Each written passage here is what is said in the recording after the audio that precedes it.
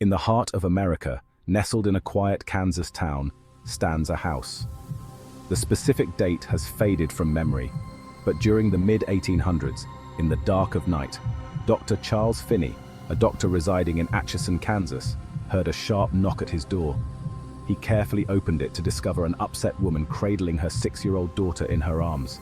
The young girl was experiencing excruciating pain, and Dr. Finney quickly recognized that her appendix was on the verge of rupturing. He hurriedly brought her to the operation room in the basement of his home.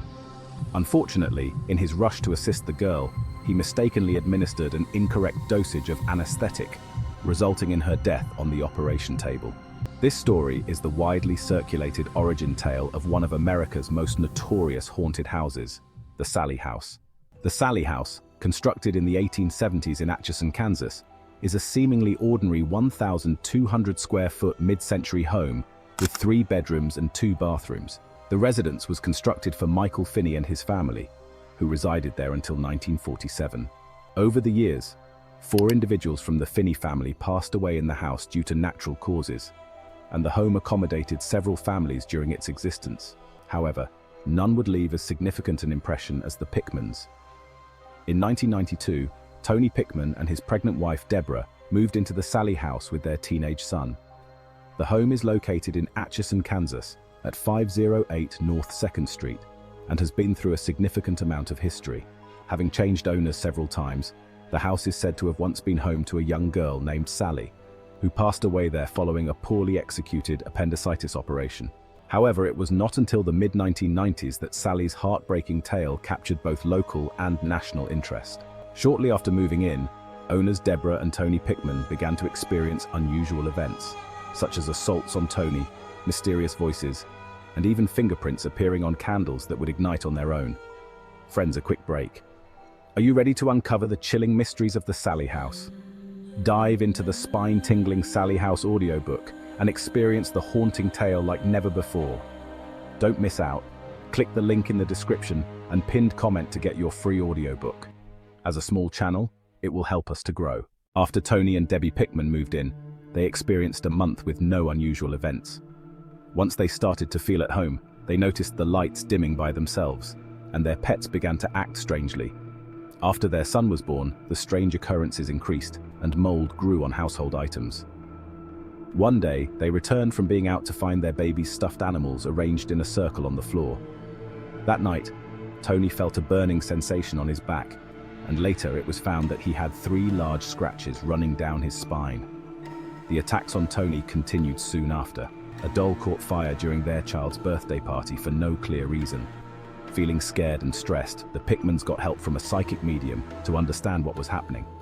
They sought help from psychic medium Barbara Connors because they were desperate to understand the violent paranormal events in their home.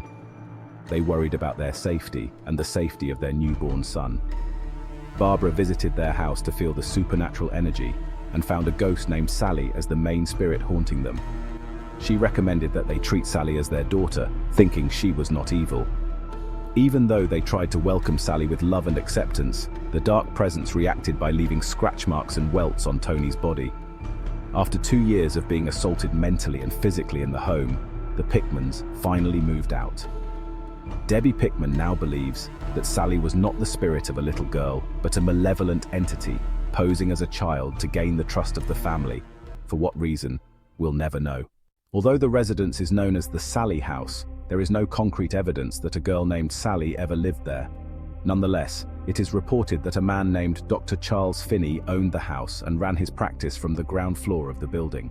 The tale of Sallie emerged when Dr. Finney tried to conduct an emergency operation on her, which ultimately led to her passing. 2 versions of the Sallie story exist, one being that a woman rushed to her ailing 6-year-old after the girl was complaining of severe abdominal pain. When Dr. Finney realized that the girl's appendix was on the verge of rupture, he opted to perform her surgery at his residence without any anesthetics. She later died on the operation table. In the other version, Sallie was born as a result of an affair that Dr. Finney was having.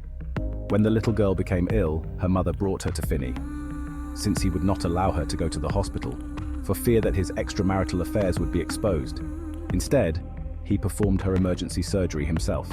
While the Sallie story can't be confirmed, It's no legend that the home has seen its fair share of dark events. In the early 2000s, whispers started spreading about occult rituals being performed in the residence. After the property owner Les Smith made a chilling discovery in the basement.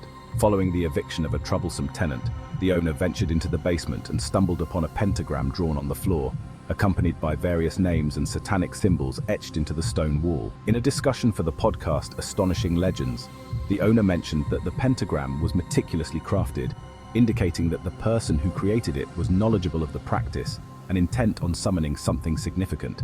Although the pentagram is no longer visible, having been painted over in black many years ago, some paranormal investigators theorized that these rituals might have unleashed a demonic presence in the house. Currently, the basement is off-limits to the public for safety purposes, but during previous investigations there were reports of a woman witnessing a folding chair crash into the wall and another individual receiving scratches on their face.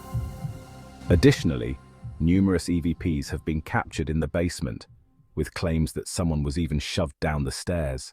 In 2011, during a tour, paranormal investigator Tim Wood from Live Sci-Fi TV discovered a chilling item in the attic, an old sweater stained with blood, which had 2 puncture holes suggesting possible stab wounds.